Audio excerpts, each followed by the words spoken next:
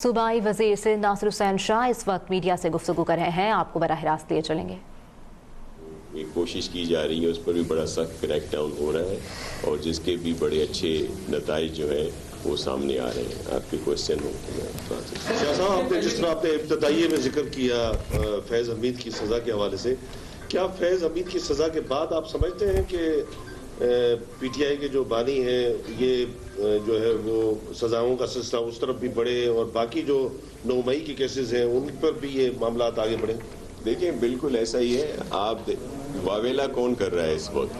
वही लोग कर रहे हैं जिनको ये है कि वो उसमें इन्वॉल्व है, जिनका एक पूरा ताना बाना या गठजोड़ जो है वो मिला हुआ था।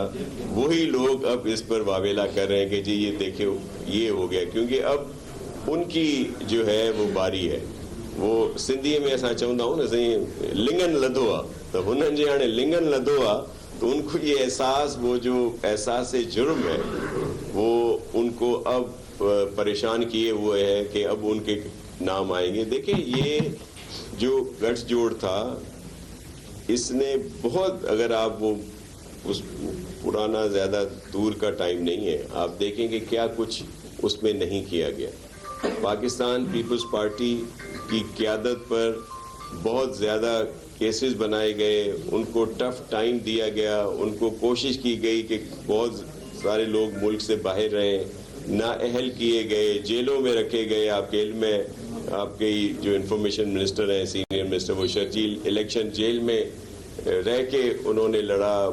सरदार मोहम्मद बख्श मेहर साहब को नाअहल करार दे दिया गया, निसार कोड़ो साहब को नाअहल करार दे दिया गया। इसी तरह और बहुत सारे आपके सामने मिसालें हैं जो उस वक्त हुई। फिर मियाँ साहब के साथ जो कुछ किया गया वो भी आपके सामने है कि उनकी पार्टी पर हुआ, फिर उनको गिरफ्तार किया गया, फिर उनकी मौजूदगी में उनकी बेटी को गिरफ्तार किया गया।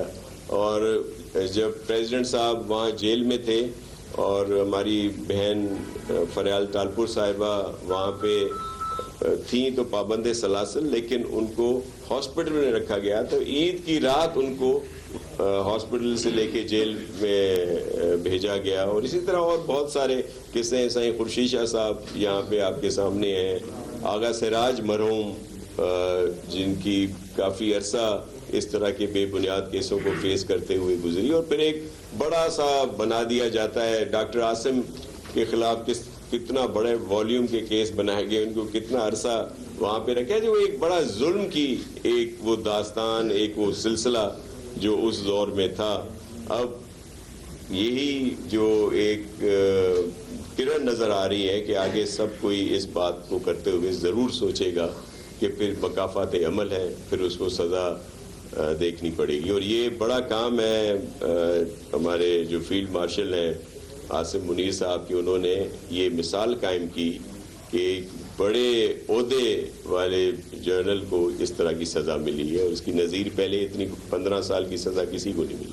शाह साहब, सज़ा और जज़ा का अमल इंतहाई अहम शुरू हुआ है और बड़ी सज़ाएँ इस वक्त आ रही है। आप समझते हैं जब गठजोड़ की बात हो रही है तो उस वक्त की जो जुडिशरी थी, उस वक्त के जो जज थे, वो भी इस अमल का हिस्सा बनेंगे? देखिए, मैं आपको बताऊं, ये इस तरह का नेक्सस था, इस तरह का गठजोड़ था जो सिसिलियन माफिया की, जो कहते तो वो कि कोई जस्टिस साहब किसी और के लिए थे या ये खान साहब भी कहते थे, लेकिन असल तो ये माफिया था जिसमें गवर्नमेंट और जाहिर है जो एस्टेब्लिशमेंट कह लें, जो मजबूत इदारा, और फिर अदलिया, कि वो जिसका चाहते थे, जिस तरह कहते थे उस तरह के फैसले आते थे। तो आप बिल्कुल सही कह रहे हैं कि अदलिया का भी बड़ा अमल दखल रहा। और आपने देखा अभी भी क्या हुआ।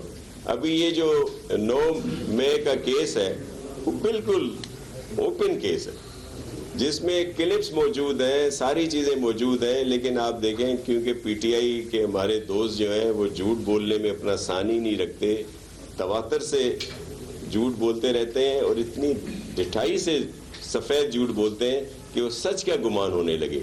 वो क्यों इन चीज़ों को जुटलाते थे कि जी 9 मई में तो हम है नहीं, ये इन्होंने खुद किया है। बल्कि आप देखें कि 9 मई को जहाँ जहाँ भी एहतजाज हुआ पीटीआई की तरफ से, वो अस्करी इदारों से रिलेटेड जगहों पे ही हुआ।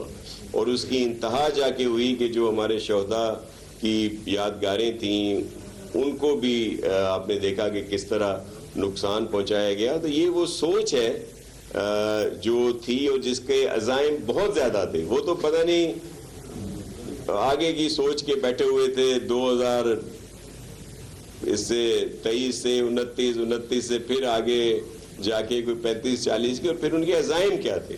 یہ اس پہ ابھی چیزیں جو سامنے آ رہی ہیں بڑی خوفناک اس طرح کے انکشافات ہو رہے ہیں کہ یہ کیا آگے چاہتے تھے کہ جہاں پہ عدلیہ بھی کسی کو کوئی ریلیف نہ دے, جہاں پہ جو اسٹیبلشمنٹ کی جو ایک طاقتور پوزیشن ہوتی ہے اس کو استعمال کیا گیا, اور پھر گورنمنٹ تو تھی ہی اپنے اس پہ. تو آپ نے یہ بھی دیکھا ہوگا کہ یہ کیوں کہتے رہے. میں 9 مئی کا ذکر میں نے اس لیے کیا کہ عموماً کہتے ہیں جی جوڈیشل کمیشن کیوں نہیں بنایا تھا اس وقت, کیونکہ اس وقت ان کو بہت سارے بڑی معذرت کے ساتھ جو اس وقت وہاں بیٹھے تھے فیصلہ کرنے والے عدلیہ میں, وہ وہی تھے جو ان کی مرضی کے فیصلے کرتے تھے. تو اسی وجہ, حالانکہ وہ کلپس ہیں, ہر چیز موجود ہے جو کچھ کر رہے ہیں, لیکن آپ بتائیں کہ وہ کیا اس کا رزلٹ نکل رہا تھا. تو اب وہ فیصلے بھی ہوں گے اور سب کو جو, لیکن میں اب بھی کہتا ہوں کہ اس سوچ کو, ان ذمہ داروں کو سزا ملنی چاہیے 9 مئی کی بھی, کہ جنہوں نے لوگوں کو اس طرف دھکیلا. کیونکہ موب مینٹلٹی آپ کے علم میں ہلہ شہری, اور اس میں بہت سارے معصوم بچے, خواتین, یہ وہ ان کے ساتھ چلے جاتے ہیں, لیکن جو اس کے منصوبہ ساز ہیں, جو ان کو وہاں پہ بھیجتے ہیں, ان کو تو سخت سزائیں ملنی چاہیے. باقی سیریمونیل سزا ہو جو بیچارے معصوم شہری ان کے اس میں آ گئے بہکاوے میں.